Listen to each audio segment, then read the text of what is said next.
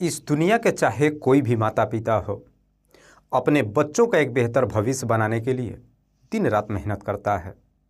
पर वहीं पे कुछ बच्चे जब जवानी के दहलीज पे कदम रखते हैं तो अपना फैसला खुद ही कर लेते हैं, जिसकी वजह से उनकी खुद की ज़िंदगी तो बर्बाद होती है, उनके साथ साथ और भी न जाने कितने लोगों की जिंदगियां तबाह हो जाती है। दरअसल आज की भी कहानी में सेम कुछ ऐसी होता है, जिसकी वजह से एक लड़की जो मात्र 22 साल की उम्र में ही हमेशा के लिए इस दुनिया को छोड़कर चली जाती है। नमस्कार, आदाब, मैं हसमुद्दीन और आप देख रहे हैं सफर क्राइम तक। दोस्तों, आज की जो मैं कहानी आपको सुनाने वाला हूं, दरअसल ये सच्ची घटना है गुजरात प्रदेश के अहमदाबाद शहर की। अहमदाबाद का एक गांव आता है बकरोल, और इसी बकरोल गांव का रहने वाला है अजीत सिंह, जो पेशे से एक किसान है। बात कर रहा हूं मैं 6 सितंबर 2024 की सुबह सुबह, जब अजीत हर रोज के तरह अपने खेतों के लिए निकलता है तो देखता है कि बगल के शमशान घाट में एक डेड बॉडी जल रही है, जिसे देखने के बाद अजीत सिंह ये सोचने लगता है कि आखिरकार रात्रि के वक्त उसके गांव में किसकी मौत हो गई है। डेड बॉडी को जलते हुए जब देखता है, वापस वहां से गांव में आता है और गांव के कुछ लोगों से पूछताछ करता है कि आखिरकार शमशान घाट के अंदर किसकी डेड बॉडी जल रही है, गांव में किसकी मौत हुई है। हालांकि इस तरह की बातें जब गांव के कुछ लोगों से पूछताछ करता है तो इसे सुनने के बाद गांव के लोगों को भी बड़ा अजीब सा लगता है, और फिर धीरे धीरे ये बात पूरे गांव में फैल जाती है। लेकिन इस बात का कभी मालूम चल ही नहीं पाता है कि आखिरकार गांव में किसकी मौत हुई है और वो डेड बॉडी किसकी जल रही है। जब इस बात की जानकारी गांव के रहने वाले सरपंच को मालूम चलता है तो सरपंच को लगता है कि जरूर कुछ न कुछ गड़बड़ है। इसीलिए सरपंच इस बात की जानकारी नज़दीकी थाने में दे देता है, और जब इधर पुलिस को सूचना मिलती है, पुलिस फौरन अपने टीम के साथ शमशान घाट में पहुंच जाती है। लेकिन पुलिस जब अपनी टीम के साथ शमशान घाट में पहुंचती है तब तक वो डेड बॉडी लगभग पूरी तरीके से जल चुकी थी। वहां पे केवल उसके कुछ कंकाल बचा हुआ था। पुलिस उन सारे कंकाल को अपने कब्जे में लेने के बाद पोस्टमार्टम के लिए भेज देती है, और फिर पुलिस भी अपने स्तर से ये पता लगाने की कोशिश करती है कि क्या वाकई में बकरोल गांव के अंदर किसी की मौत हुई है। पर पुलिस भी अपनी तमाम कोशिश कर लेती है, लेकिन पुलिस को भी नहीं मालूम चलता है कि आखिरकार गांव के अंदर किसकी मौत हुई है। इसीलिए पुलिस अब सच्चाई पता लगाने के लिए अपने कुछ खबरों को काम पर लगा देती है, और धीरे धीरे समय गुजरने लगता है। जैसे ही 5 दिन का समय गुजरता है, इसी बकरोल गांव का रहने वाला एक लड़का थाने में जाता है और पुलिस वालों से कहता है कि साहब, मेरा नाम हितेश सिंह है। हितेश जिसकी उम्र है लगभग 25 साल के आसपास। दरअसल हितेश पुलिस वालों से कहता है कि साहब, मेरे ही गांव का रहने वाला एक व्यक्ति है जिसका नाम है गजेंद्र सिंह। दरअसल गजेंद्र सिंह जो कुछ ही दिन पहले अपने पूरे परिवार के साथ बगल के नरोड़ा गांव में चला गया है और फिर अपने परिवार के साथ वहीं पे रह रहा है। दरअसल अरविंद सिंह की एक बेटी है जिसका नाम है नेहा। नेहा जिसकी उम्र है लगभग 22 साल के आसपास। दरअसल नेहा और मैं जो एक दूसरे से बेइंतहा मोहब्बत करते हैं, लेकिन जब से अरविंद सिंह अपने परिवार के साथ बगल के गांव में गया है तब से मेरी ना तो नेहा से कभी बातचीत हुई है और ना ही उसका कहीं कुछ पता चल रहा है। हितेश जब ये सारी बातें पुलिस को बताता है, उसके बाद से पुलिस भी अब सच्चाई पता लगाने के लिए अपनी टीम के साथ अरविंद के घर पे पहुंच जाती है। और पुलिस जब अरविंद से उसकी बेटी नेहा के बारे में पूछताछ करती है तो अरविंद कहता है कि साहब, मेरी बेटी की मौत हो चुकी है, और 5 सितंबर 2024 को रात्रि के वक्त जो बकरोल गांव के अंतर्गत शमशान घाट में डेड बॉडी चल रहा था, वो डेड बॉडी किसी और का नहीं बल्कि मेरी ही बेटी नेहा का था। अरविंद जब अपनी बेटी की मौत बताता है तो इस पर पुलिस अब उससे इसकी वजह पूछती है। इस पर अरविंद पुलिस वालों को जवाब देता है कि साहब, मेरी बेटी की तबीयत खराब थी, और तबीयत खराब होने की वजह से 5 सितंबर की रात्रि के वक्त उसकी मौत हो गई।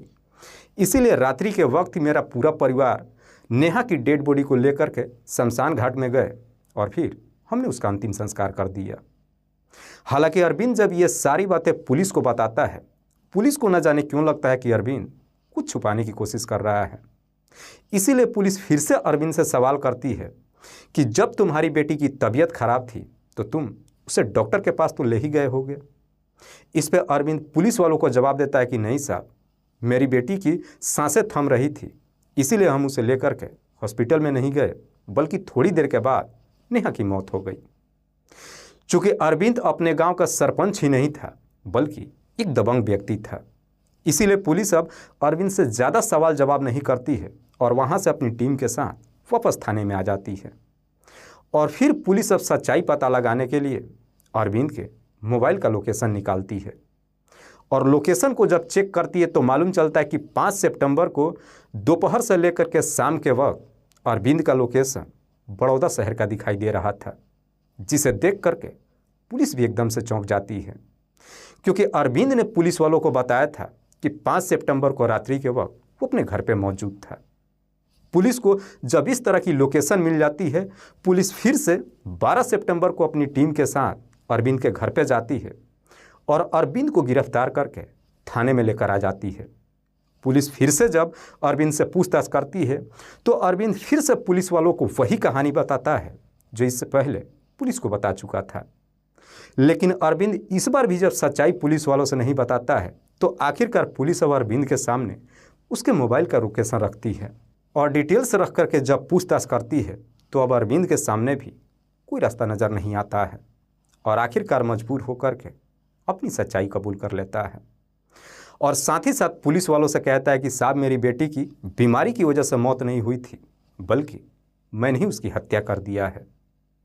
लेकिन अरविंद जब अपनी बेटी की हत्या की पूरी कहानी पुलिस को बताता है तो वाकई में इसे सुनने के बाद खुद पुलिस भी कुछ देर तक अरविंद की तरफ देखते ही रह जाती है। दरअसल अरविंद, जो कि मूल रूप से बकरोल गांव का रहने वाला है, अरविंद के परिवार में उसकी पत्नी के अलावा टोटल 3 बच्चे हैं, जिसमें 2 बेटियां और 1 बेटा।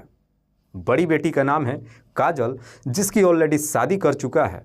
दूसरी बेटी है नेहा, जिसकी उम्र है लगभग 22 साल के आसपास, और सबसे छोटा बेटा सोनू, जिसकी उम्र है 4 साल। दरअसल अरविंद, जो कि अपने गांव का सरपंच ही नहीं है बल्कि काफ़ी दबंग व्यक्ति है, अपनी बेटी की शादी कर चुका है। काजल अपने पति के साथ ससुराल में रहती है और नेहा अपने ही गांव के एक स्कूल में पढ़ाई करती है। नेहा, जो कि देखने में जितनी खूबसूरत है, पढ़ने में भी उतनी ही तेज है। लेकिन पढ़ाई के दौरान ही नेहा के अपने ही गांव के रहने वाला हितेश के साथ उसका प्रेम प्रसंग शुरू हो जाता है और जब हितेश के साथ में उसका प्रेम प्रसंग शुरू होता है, उसके बाद से नेहा और हितेश दोनों एक दूसरे के इतने करीब आ जाते हैं कि आखिरकार शादी करने का फैसला कर लेते हैं। दरअसल दोनों फ़ोन पे एक दूसरे से बातचीत तो करते ही हैं, जब भी उन दोनों को मौका मिलता है एक दूसरे से मुलाकात भी कर लेते हैं।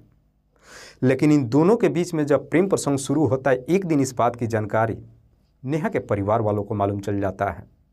हालांकि नेहा के पिता को जब सारी सच्चाई मालूम चलता है, अपनी बेटी को काफ़ी समझाने की कोशिश करता है, लेकिन नेहा भी अपने जिद पर उतर जाती है और अपने पिता को जवाब देते हुए कहती है कि अगर मैं शादी करूंगी तो सिर्फ और सिर्फ हितेश से ही। हालांकि हितेश उन्हीं के जाति बिरादरी का था, लेकिन थोड़ा गरीब परिवार से था। इसीलिए अरविंद अपनी बेटी को जवाब देते हुए कहता है कि ये तुम्हारा सपना कभी पूरा नहीं होगा, और साथ ही साथ अपनी बेटी के ऊपर पाबंदी भी लगा देता है, जिसकी वजह से नेहा चाह करके भी हितेश से मुलाकात कर तो नहीं पाती है, लेकिन कभी कभार फ़ोन पर उससे ज़रूर बातचीत कर लेती है। एक दिन नेहा जब हितेश के नंबर पर फ़ोन करती है तो उसे समझाते हुए कहती है कि दरअसल मेरे परिवार वाले किसी भी कीमत पर मेरी शादी तुमसे नहीं होने देंगे, इसीलिए बेहतर है कि हम दोनों घर छोड़ करके भाग जाते हैं। नेहा जब हितेश के साथ घर छोड़ने के लिए तैयार हो जाती है, उसके बाद से दोनों मिलकर के एक सही मौके का इंतजार करते हैं और आखिरकार 13 अगस्त 2024 को नेहा और हितेश अपना घर छोड़ करके फरार हो जाते हैं। हालांकि इससे पहले नेहा हितेश के साथ 2 बार अपना घर छोड़ करके जा चुकी थी, लेकिन अरविंद कैसे भी करके अपनी बेटी को घर वापस ला चुका था। लेकिन 13 अगस्त 2024 को नेहा जब हितेश के साथ घर छोड़ करके फरार होती है, उसके बाद से अरविंद अपनी बेटी को ढूंढने के लिए नहीं जाता है, बल्कि सीधे थाने में जाता है और हितेश के ऊपर उसकी बेटी को भगा ले जाने का आरोप में मुकदमा दर्ज करा देता है। पुलिस जब मुकदमा दर्ज कर लेती है, उसके बाद से पुलिस इन दोनों को ढूंढना शुरू कर देती है और आखिरकार एक सप्ताह के अंदर ही 20 अगस्त 2024 को पुलिस इन दोनों को ढूंढ करके थाने में लेकर आ जाती है। पुलिस जब इन दोनों को बरामद कर लेती है और इस बात की जानकारी जब अरविंद सिंह को दी जाती है, अरविंद सिंह थाने में जाता है और अपनी बेटी को घर वापस लाने के बाद फिर से अपनी बेटी को काफ़ी समझाने की कोशिश करता है, लेकिन नेहा इस बार भी अपने पिता के सामने जिद करके बैठ जाती है। इसीलिए अरविंद अब एक फैसला लेता है और अपने पूरे परिवार के साथ गांव छोड़ देता है और फिर बगल के नगौरा गांव में चला जाता है और फिर वहीं पे अपने परिवार के साथ रहने लगता है। लेकिन दूसरी गांव में जाकर अपने परिवार के साथ रहने के बावजूद भी नेहा ना तो हितेश से बातचीत करना ही बंद करती है और ना ही मुलाकात। इधर अरविंद जब अपनी तमाम कोशिश कर लेता है और नेहा भी जब अपनी जिद से पीछे नहीं हटती है, तब जाकर के अब अरविंद को लगता है कि शायद उसकी बेटी अब उसकी इज्जत गांव में नहीं रहने देने वाली है। आखिरकार अरविंद मजबूर होकर के और अपनी इज्जत बचाने के लिए अपनी ही बेटी को मारने का फैसला कर लेता है और फिर अपनी बेटी को मारने के लिए एक प्लान बनाता है और इसी प्लान के तहत अपने भतीजे जोगिंदर सिंह के नंबर पर फ़ोन करता है और उसे अपने घर पे बुलाता है। जोगिंदर सिंह जब अपने चाचा के घर पे आता है तो अपनी गाड़ी लेकर के आता है। उसके बाद से अरविंद सिंह सारे प्लान के बारे में जोगिंदर सिंह को समझाता है, जिसको सुनने के बाद जोगिंदर भी अपना चाचा का साथ देने के लिए तैयार हो जाता है। जब ये पूरा प्लान मुकम्मल तरीके से बन जाता है, उसके बाद से अरविंद इसी प्लान के तहत 5 सितंबर को सुबह सुबह अपनी बेटी नेहा से कहता है कि दरअसल मैंने एक मन्नत मांगा था कि जब तुम घर वापस आ जाओगी उसके बाद से हम बड़ौदा के मल्डी माता के दर्शन करने के लिए जाएंगे।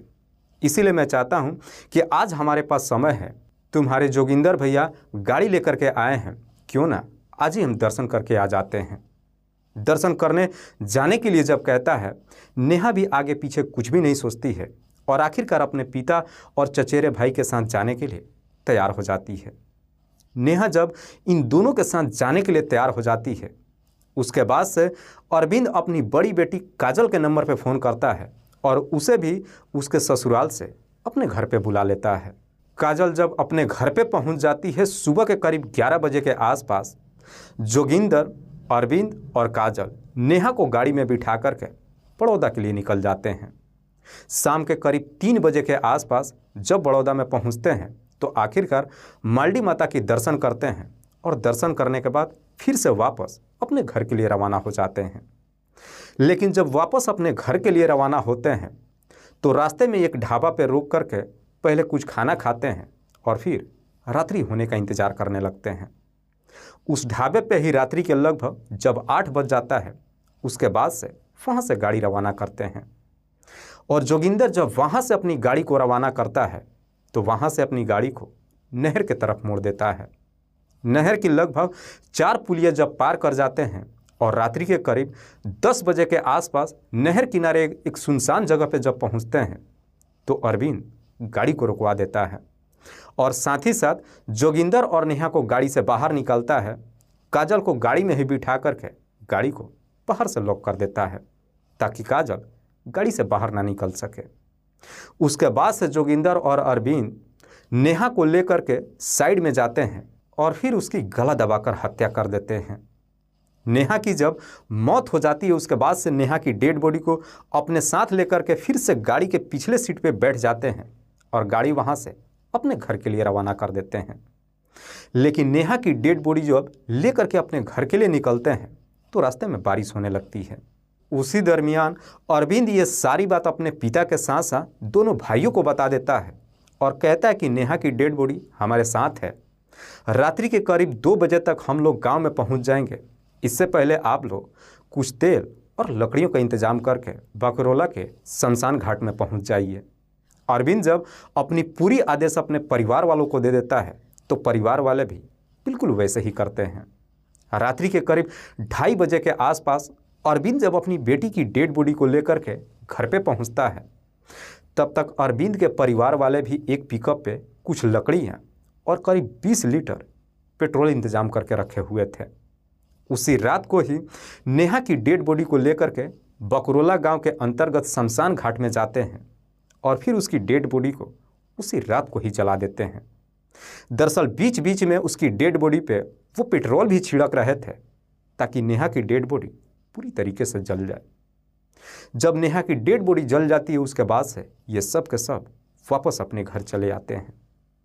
वाकई में अरविंद जब ये पूरी कहानी पुलिस को बताता है उसके बाद से पुलिस अरविंद के तहरीर पे वो जिसका जिसका नाम लेता है पुलिस उन सबको गिरफ्तार कर लेती है। पुलिस जब इन तमाम आरोपियों को गिरफ्तार कर लेती है उसके बाद से इन सबको जिला अदालत में पेश करती है जहां से इन सबको जेल भेज दिया जाता है। दोस्तों, इस पूरी घटना के बारे में आप क्या सोचते हैं? आप अपनी राय हमें कमेंट बॉक्स में ज़रूर दीजिएगा।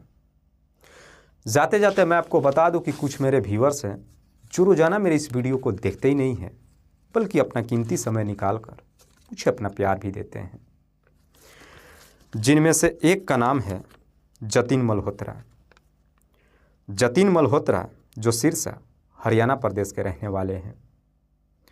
दूसरे मेरे व्यूअर हैं डॉक्टर ए.के. अग्निहोत्री।